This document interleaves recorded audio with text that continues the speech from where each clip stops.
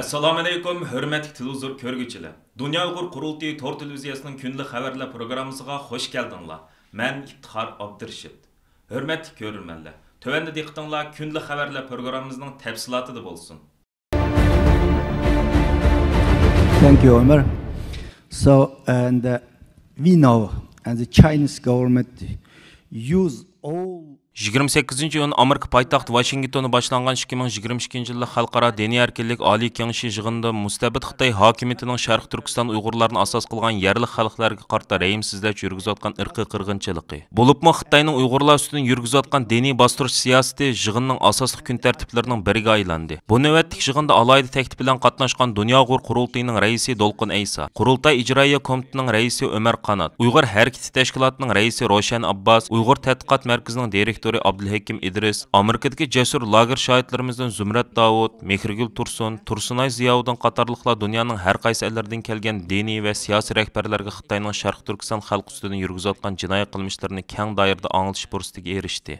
Amerika hökumətinin sabiq xalqaro diniy erkinlik bosh elchisi Sam Brownback efendi və Tom Lantos Kişilik Hüquq və Adalet Fondu'nun reisi Dr. Katrina Lantos Sivit xanım başçılığındakı məzkur xalqaro diniy erkinlik munbiri dünyanın hər qaysı joylaridagi diniy və siyasi rəhbərlərini bir yerga cəm qildi. Məzkur yig'in insonlarning diniy kimlik sababidan kamsitilishga və zulmga uchrashiga qarshi turishni asosiy maqsad qilgan bo'lib, bu qitimqi diniy erkinlik munbirining shuari har bir inson har qanday joyda, har vaqt diniy erkinlik ega bo'lishi kerak deyilgan. Məzkur munbir boshlanishidan bir kun burun Yani 27-iyun günü Amerika Davlat Meclisi'nde Amerika Xalqaro diniy erkinlik komitetining xalqarodagi diniy erkinlik masalasi ko'rsatilgan ta'siri va ziyankesh uchirg'uvchilar bilan ittifoqlikdan iborat ayrim ikki temada muhokama yig'ini o'tkazildi. 27-iyun günü tushda o'tkazilgan Amerika Xalqaro diniy erkinlik komitetining xalqarodagi diniy erkinlik masalasi ko'rsatilgan ta'siri nomli muhokama yig'inida Amerika Xalqaro diniy erkinlik komitetining yangidan tayinlangan raisi Nuriy Turkal so'z qildi. U Amerika Xalqaro diniy erkinlik komitetining qurilishi va mazkur komitetning xizmat nishoni haqida to'xtaldi. U yana Xitoydagi diniy erkinlik masalasi haqida so'ralgan savolga javob berib mundaq dedi. Xitoy Kompartiyasi dinga qarshi bir partiya. Tabiiyki Xitoyda dinga oid har qanday narsa Kompartiyaning ideologiyasiga bo'ysundirildi. Shunlashqa ular doim o'zgartish degan so'zni ishlatadi. Ular dinga e'tiqod qilgan kishilarni natsist, ya'ni dinsiz bo'lishga majburlaydi. Shundaqla majburiy holda ularning yashash usulini o'zgartirdi. Biz navbatda Xitoyning Uyg'urlarga yurgizayotgan rəhimsiz bostirishlarni ko'rib turyapmiz. Lekin biz endi navbat kimga keladi deganni o'ylab yiqishimiz kerak. Xalqaro tashkilotlar va shundaqla Xitoy xalqimi Kompartiyaning siyosatiga diqqat qilishi, bo'libmi Xitoydagi ojiz etnik guruhlarga qartilgan besim siyosatlarga ho'shyor bo'lish kerak. 27-iyun Amerika Davlat Meclisi'de o'tkazilgan mazkur muhokama yig'iniga Qurultay raisi Dolqin Aysa va Uyg'ur harakati tashkilotining raisi Roshan Abbas va Uyg'ur tadqiqot markazining direktori Abdulhakim İdrislam alohida taklif bilan qatnashdi. 28-iyun Amerika poytaxti Washingtonda boshlangan 2022-yillik Xalqaro diniy erkinlik oliy kengashi yig'inida dunyoning har qaysi ellaridan kelgan turli e'tiqodlarga mansub diniy rahbarlar va siyosiy arboblar qilgan so'zlarida Xitoyning Sharq Turkiston xalqiga qarata yurgizayotgan irqiy qirg'inchiligi va diniy bostirish siyosatini qattiq ayplash bilan birga xalqaro jamoatchilikning Xitoyning bu xil jinoiy qilmishlarini to'sib qilish uchun jiddiy harakatga o'tishga, bo'libmi islom allarini Uyg'ur irqiy qirg'inchiligi masalasida sukutini buzib o'rnidan dast turishga va Sharq Turkiston musulmonlariga ega chiqishga chaqirdi. 2022-yillik Xalqaro diniy erkinlik oliy kengashining 28-iyundagi yig'ini jarayonida yana Uyg'urlar masalasi uchun maxsus bir bo'lim o'rinlashtirildi. Qurultay ijroiya komitetining raisi va Uyg'ur kishilik huquq komitetining direktori Ömer Qanat efendimning riyosatchiligida o'tkazilgan mazkur muhokama bo'limida Dunyo Uyg'ur qurultayining raisi Dolqin Aysa, Amerika tashqi ishlar ministrligining oliy darajalik xodimi Andrew Stafford, Amerika erkinlik saroyining muavin raisi Annie Bayjan xonim so'z qilishga taklif qilindi. Undan boshqa yana Amerikadagi jasur lager shohidlarimizdan Zumrat Davud, Mehrgul Tursun, Tursunay Ziyovuddin qatorliqlarimiz sahnaga taklif qilinib yig'in ahliga ularning Uyg'ur irqiy qirg'inchiligini dunyoga fosh qilish jihati ko'rsatgan fidokorliklari tanishtirildi. Ömer Qanat efendi muhokamada qilgan so'zida Xitoy hokimiyatining Sharq Turkiston xalqiga qaratgan chegara halqan bostirish siyosatlari haqida nuqtaliq to'xtalib, har qaysi ellarda yashayotgan Uyg'ur musofirlarining Xitoy hokimiyatining chegara halqan tahdid, besim va ziyonkashlikka uchrayotganligini alohida ta'kidlab o'tdi. Dolqin Aysa efendi muhokamada qilgan so'zida mustabid Xitoy hokimiyatining Sharq Turkiston xalqiga yurgizayotgan irqiy qirg'inchiligi va insoniyatga qarshi jinoyatlarni to'sib qilishning xalqaro jamoatchiligining bosh tortib bo'la olmaydigan insoniy majburiyat ekanligini ta'kidlab o'tish bilan birga Uyg'ur irqiy qirg'inchiligi masalasida Xitoy qartilgan xalqaro besimni yanada oshirish va Xitoy qarshi texmi unumli jazo tadbirlarini yo'lga qo'yishning to'liq zarurligini eskartdi. 2022-yillik Xalqaro diniy erkinlik oliy kengashi 28-iyundan 30-iyungacha 3 kun davom qiladi. 26-iyun kuni Germaniyada boshlangan va qisqartirilgan nomi G7 deb atalgan sanoatlashgan 7 davlat boshliqlari yig'inida Uyg'urlarning majburiy emgakka silinishi yana bir qatim muhim masala qatorida tilga ilindi va yig'inning qarornomasidan o'rin oldi. Mazkur qarorda mundaq deyilgan: Biz Xitoydagi kishilik huquq masalasidan bekmi andish qilyapmiz. Shundaqla dunyoviy qimmat qarashlarini davomli himoya qilamiz. O'z navbatida Xitoyni bu haqlarga va erkinlik prinsiplariga hurmat qilishga chaqiramiz. Navbatda Tibet va Xinjiangdagi majburiy emgak qilmishlari bizning eng asosli andishimiz bo'lib qolmoqda. 27-iyun kuni Xitoy Tashqi ishlar ministrligining bayonotchisi Zhao Lijian Beyjingda o'tkazilgan muxbirlarning kutilish yig'inida Xitoy muxbirining bu haqdagi savoliga javob berib, davlatimizda hech qanday majburiy emgak mavjud emas. Aksicha majburiy emgak Amerika tuprog'ida davom qilmoqda deb bildirdi.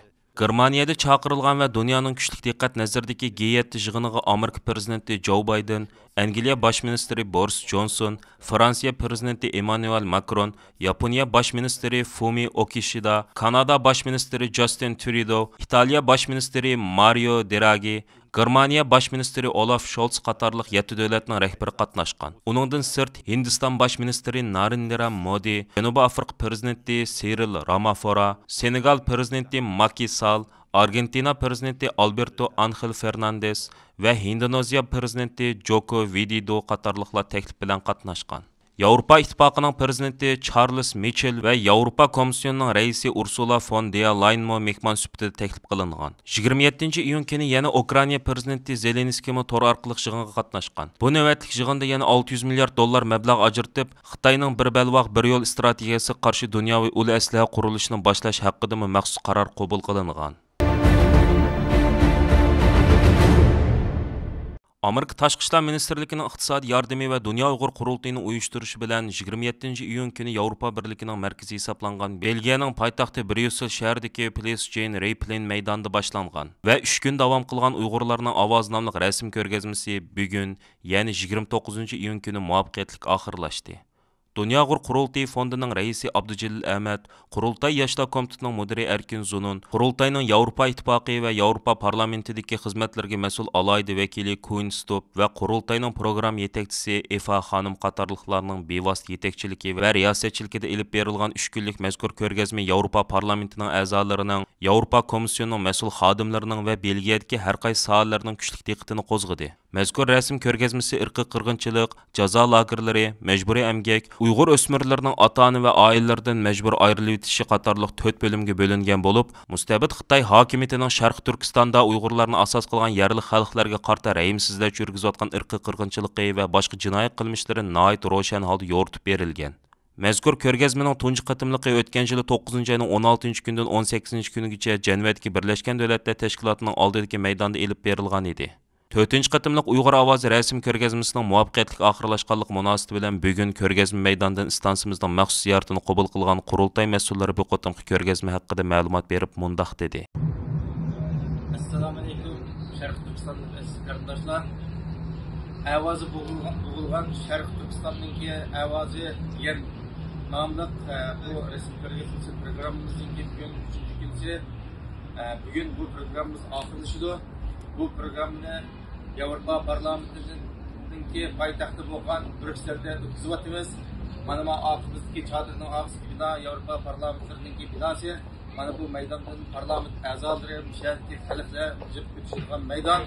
Bu maydonda bu programmamizni, bu rasm ko'rgazmamizni lagerdagi Xitoyning Uyg'ur xalqiga ilib berayotgan irqiy qirg'inchiligini aks ettirgan rasmlar va lager shohidlarining rasmlari, majburiy emgakning rasmlari qatorliq rasmlarni tushundirgan. Mana bu yerda 30-40 parcha rasmlarni ko'rgazma qildik. Bu yerga ba'zi parlament a'zolari, jurnalistlar, xalqlar bu rasmlarga qiziqdi. Bizning bu programmamizni qo'llagan Belgiya Uyg'ur jamoatining raisi va hay'at a'zolariga ko'p rahmatimizni aytamiz. Bu programmamiz bu yerda yaxshi o'tdi. Bundan keyin ham shunga o'xshaydigan programmalarni davomli turishimizni bütün xalqimizdan iltimos qilaman.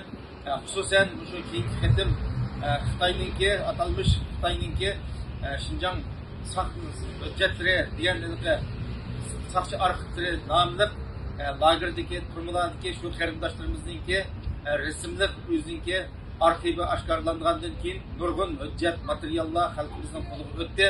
mana şu resimlarni bastırıp her birimiz özümüz turvatkan şehirlerde, şehir dokmuşlarda, şehir merkezlerde ve halkara amnevi sorunlarda teşvikat kılıp şu halkımızdaki derdini vatan sırtındaki dünyaya anlatışımız her bir Şarkı Türkistan'daki vazifemiz.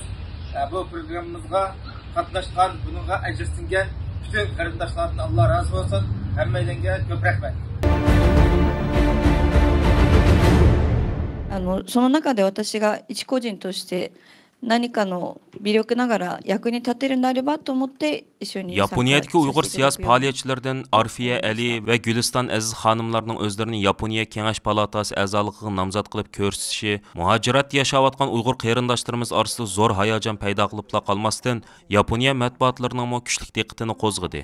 Arfiya Ali xonim bo'lsa hokimiyat beshidagi Erkin Demokrat partiyasi nomidan, Guliston Aziz xonim bo'lsa Yaponiya Vatanni qo'g'dash partiyasi nomidan Yaponiya yuqori palata a'zoligiga nomzod bo'ldi. Kuzatuvchilar oldimizda Yaponiyada o'tkaziladigan saylovda Arfiya Ali xonimning saylanish ehtimolining nihoyat kuchli ekanligini taxmin qilishmoqda. Dunyo Uyg'ur qurultiyining raisi Dolqin Isa apandi bu munosabat bilan istansimiz qilgan so'zida Arfiya Ali va Guliston Aziz xonimlarning o'zlarini Yaponiya Kengash palatasi a'zoligiga nomzod qilib ko'rsatganligidan va saylov faoliyati jarayonida Yaponiya Xitoy hokimiyatining Sharqi Turkistonda Uyg'urlarni asos qilgan yerli xalqlarga yurgizayotgan irqiy qirg'inchilikni anglatayotganligidan cheksiz faxrlanganligini ifoda qilish bilan birga, ularga saylovda muvaffaqiyat tilaydiganligini, muhojiratdagi butun qarindoshlarimizning bu 2 nafar jasur xonimga madad berish lozimligini bildirdi.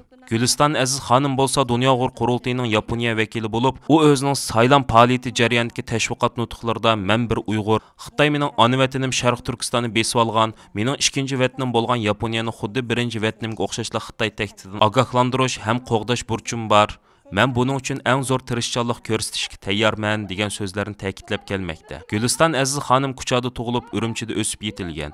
2005-yil Yaponiyaga kelgan.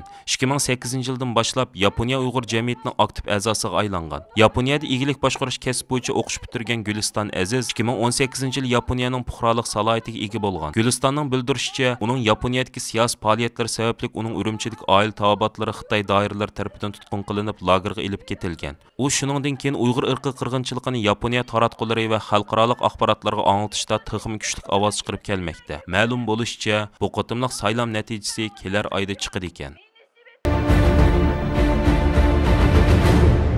Aziz ko'rmanlar, yuqorida diqqatingizga Dunyo Uyg'ur qurultiyi to'r televiziyasining kundalik xabarlar programmasini sundik. Keyin qatimliq sonimizda ko'rishaylik. Aman bo'lgaysizlar. Stansimizning YouTube kanaliga a'zo bo'lishni unutmang. Xayr xo'sh.